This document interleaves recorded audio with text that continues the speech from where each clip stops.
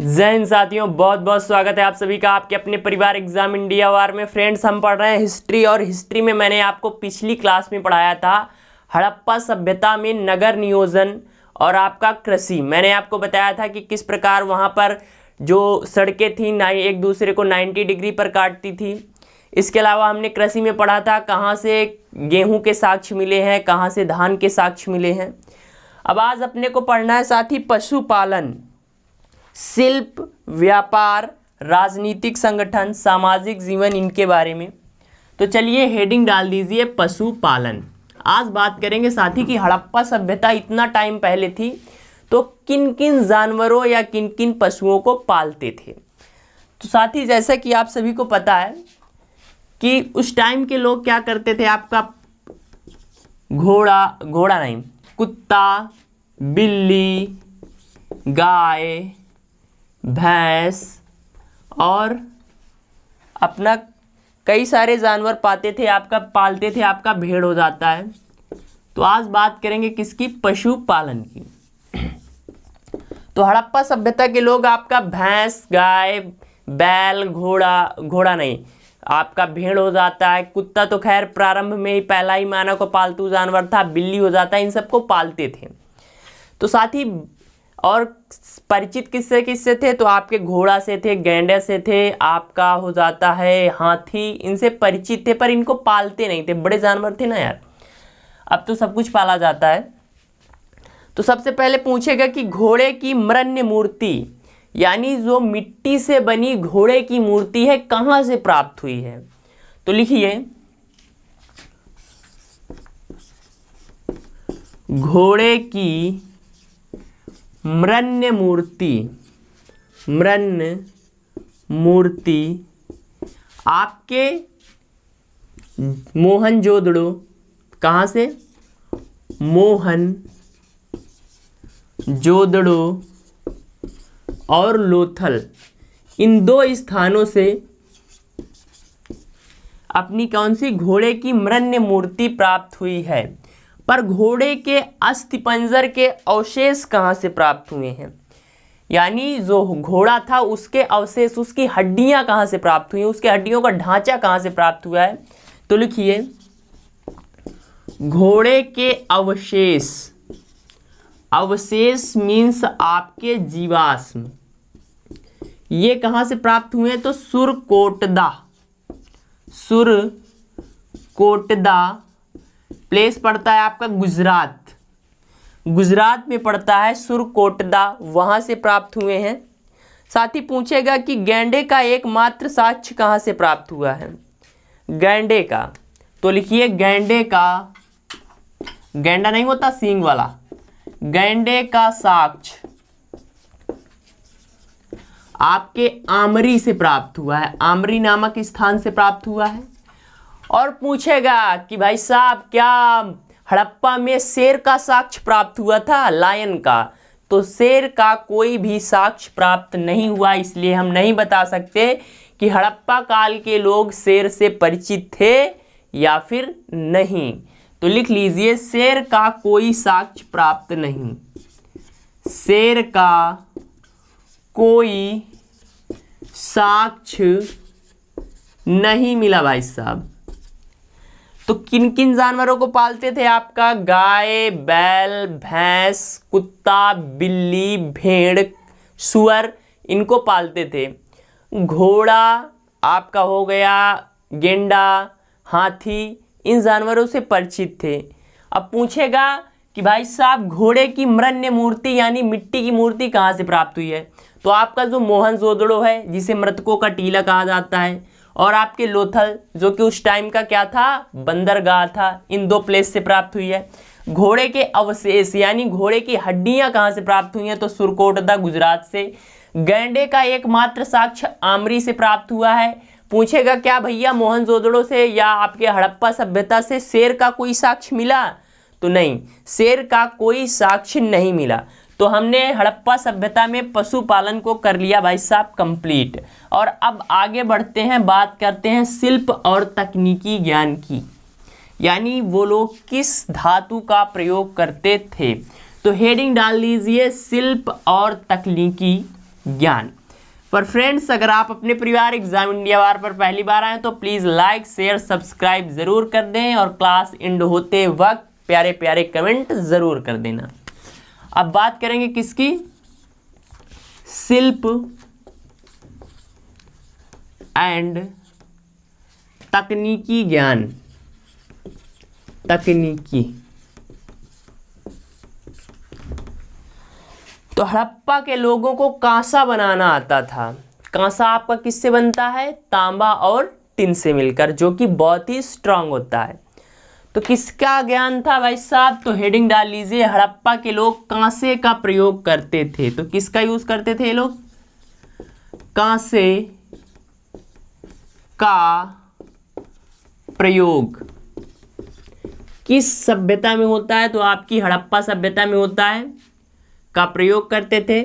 आप पूछेगा कि भाई साहब कांसा किनसे मिलकर बना है? तो कांसा आपकी दो धातु से मिलकर बनता है। एक तो अपनी आ जाती है तांबा और एक आ जाती है अपनी टिन। पूछेगा कि हड़प्पा सभ्यता में तांबा की सप्लाई कहां से होती थी? तो आप सभी को पता होगा कि खेतड़ी राजस्थान। कहां से? खेतड़ी। खेतड़ी राजस्थान से तांबा आता था भाई साहब। और अगर मैं टिन की बात करूं तो टिन अपना अफगानिस्तान से आता था। अफगानिस्तान से आता था। तो यहां से देखिए क्या क्या कंफर्म हो गया अपना, कि लोग हड़प्पा सभ्यता के लोगों को कांसे का ज्ञान था। यानी जो आपकी हड़प्पा सभ्यता थी कांस्य धातु की सभ्यता मानी जाती है, कांस्य युगीन मानी जाती है। कांसा किससे मिलकर बनता है? तो आपके तांबे और टिन से मिलकर बनता है। तांबा कहां से आता था? खेतड़ी राजस्थान से आता था, जबकि आपका टिन अफगानिस्तान से आता था। साथ ही मोहनजोदड़ो से एक सूती कपड़े का टुकड़ा मिला है। आपके सूत का कपड़ा नहीं होता, कॉटन वाला, तो यानी इससे पता चलता है कि उन लोगों को सूत से कपड़े बनाने का भी ज्ञान था। तो लिख लीजिए, सूती कपड़े का टुकड़ा कहां से मिला है? सूती कपड़े का टुकड़ा कहां से मिला है भाई साहब? तो मोहनजोदड़ो से। मोहनजोदड़ो से। अब साथ ही उनको क्या था? पहले तो कपड़े का ज्ञान हो गया। अब बात करते हैं कि परिवहन। आपका बैलगाड़ी का जो पहिया होता है वो बिल्कुल पूरा मतलब ठोस पहिया होता था। और पूछेगा कि बैलगाड़ी के पहियों के साक्ष्य कहाँ से प्राप्त हुए हैं? तो इसको लिख लिया होगा आपने, इसको साफ कर देते हैं। अब लिखिए कि बैलगाड़ी के पहियों का साक्ष्य आपके बनावली से मिला है। तो मोस्ट इंपॉर्टेंट क्वेश्चन है आपका ये वाला। तो लिखिए, बैलगाड़ी के पहियों का साक्ष्य कहां से मिला है हड़प्पा सभ्यता में? तो आपके बनावली से मिला है। कहां से? बनावली। बनावली यानी बैलगाड़ी के पहियों का बनावली। पहियों का साक्ष्य पूछेगा, याद रखना ये बनावली नामक प्लेस से मिला है। अब साथ ही बात करते हैं व्यापार की। तो इसको आपने लिख लिया होगा। अब बात करेंगे किसकी? व्यापार। यानी हड़प्पा सभ्यता के लोग किन किन चीजों का व्यापार करते थे? तो लिख लीजिए, हेडिंग डाल दीजिए, व्यापार।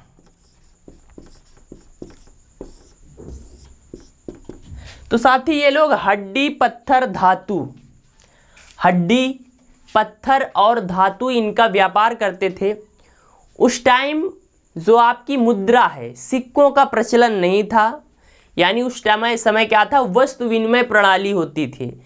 जैसे कि मेरे पास गाय है और किसी को मेरी गाय चाहिए तो वो पैसे देकर नहीं खरीदता था। उसके पास सपोज मुझे बकरियों की ज़रूरत है, बकरी की ज़रूरत है, भेड़ की ज़रूरत है, उसने 5 भेड़ मुझे दे दी और मेरी गाय लेकर चला गया।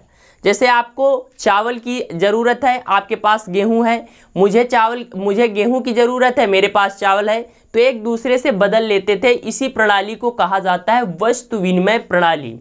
तो ये टाइम में क्या होता था? आपकी वस्तु विनिमय प्रणाली थी। वस्तु सबसे पहले तो लिखिए सिक्कों का प्रयोग नहीं होता था। सिक्कों का प्रयोग नहीं होता था भाई साहब। तो फिर व्यापार कैसे करते थे? अगर सिक्का नहीं था, 2000 का नोट नहीं था भाई साहब, तो व्यापार कैसे करते थे? तो अरे व्यापार करते थे वस्तु विनिमय प्रणाली द्वारा। वस्तु विनिमय प्रणाली द्वारा व्यापार किया जाता था। किसमें? आपकी हड़प्पा में वस्तु विनिमय प्रणाली का यूज किया जाता था। किस किस का व्यापार करते थे? तो भाई साहब हड्डी, आपका पत्थर, कीमती पत्थर, और किसका करते थे? तो हड्डी, पत्थर, और आ जाता है अपना धातु, इनका व्यापार करते थे।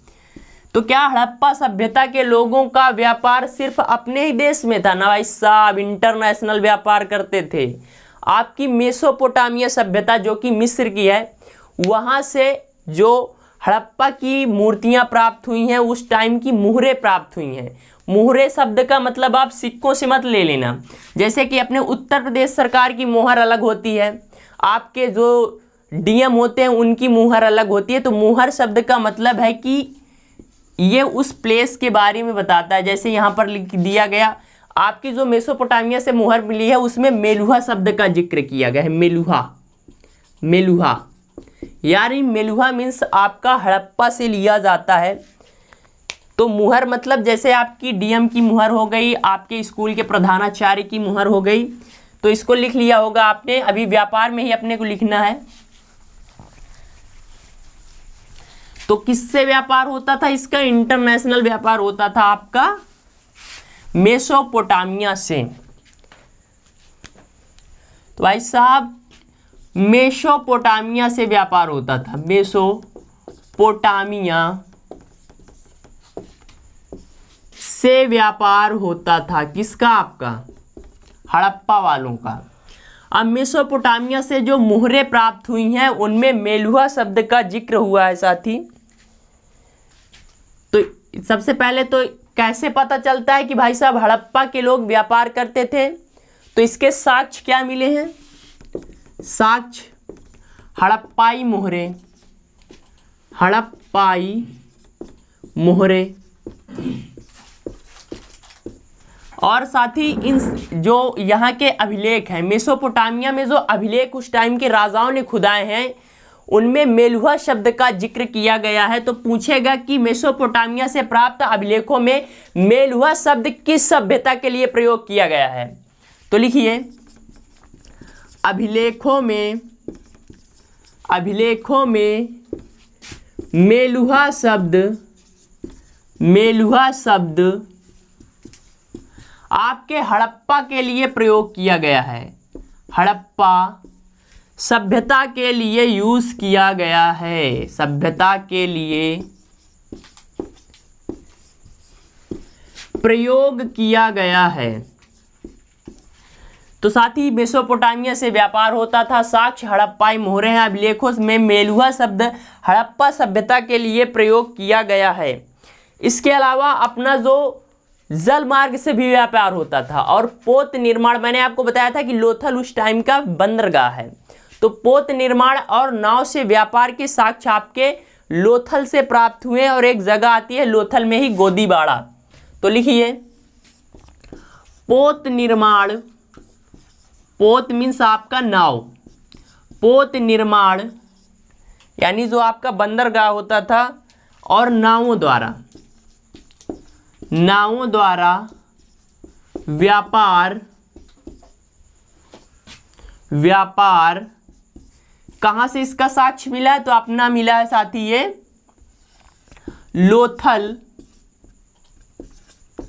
लोथल में एक जगह पड़ती है गोदीबाड़ा। तो ये दो प्लेस आपके किससे संबंधित हैं? आपके समुद्र मार्ग द्वारा व्यापार से रिलेटेड है। तो व्यापार का जितना इंपॉर्टेंट पोर्शन था मैंने आपको करा दिया है। अब साथ ही बात करेंगे कि राजनीतिक संगठन, हड़प्पा सभ्यता के राजनीतिक संगठन या राजनीतिक जीवन के बारे में बात कर लें। तो चाहे कोई भी सभ्यता हो, कोई भी समाज हो, आपका जो समाज होता है वो 3 वर्गों में अक्सर विभाजित होता है, उच्च वर्ग, मध्य वर्ग, निम्न वर्ग। आपका जो उच्च वर्ग होता है वो धनी होता है, मध्य वाले कुछ मतलब नहीं, वो बीचों बीच होते हैं, बस जिंदगी खाते हैं और रहते हैं। निम्न वर्ग हमेशा श्रमिक वर्ग के रूप में जाना जाता है। तो सामाजिक राजनीतिक जीवन की बात कर लें। सबसे पहले तो राजनीतिक संगठन, राजनीतिक संगठन। तो हड़प्पा सभ्यता का जो समाज था साथी, ये व्यापारी वर्ग का था और माना जाता है कि यहाँ पर जो शासन था, शासक वर्ग था आपका वणिक वर्ग यानी व्यापारी वर्ग था। तो लिख लीजिए, हड़प्पा सभ्यता का शासन या हड़प्पा सभ्यता का शासन वणिक वर्ग, वणिक वर्ग, वणिक मीन्स आपका व्यापारी है, व्यापारी वर्ग के हाथों में था, के हाथों में था। उस समय आपका ये वर्ण व्यवस्था नहीं थी। वर्ण व्यवस्था आपकी उत्तर वैदिक काल में आती है। उस समय समाज ब्राह्मण, क्षत्रिय, वैश्य, शूद्र इन सब में नहीं बटा था। समाज सिर्फ उच्च वर्ग, मध्य वर्ग, निम्न वर्ग में बटा था आपका, यानी जो अमीर गरीब इस बेस पर होता था। तो राजनीतिक संगठन की बात करें तो शासन आपके व्यापारियों के हाथ में था। अब साथ ही बात कर लें किसकी, सामाजिक जीवन। तो अपना टाइम हो गया है, कल पढ़ेंगे सामाजिक जीवन, धार्मिक प्रथाएं। इस टाइम भी लोग भूत प्रेत पर विश्वास करते थे और आज भी बहुत सारे लोग हैं करते हैं। तो फ्रेंड्स, क्लास आपको कैसी लगी कमेंट करिए। अपने परिवार एग्जाम इंडिया वार पर पहली बार आए हैं तो प्लीज़ लाइक शेयर सब्सक्राइब जरूर कर दें। हंसते रहिए, मुस्कुराते रहिए, अपना और अपनों का ख्याल रखिए। मिलते हैं अगली क्लास में। जय हिंद, जय भारत।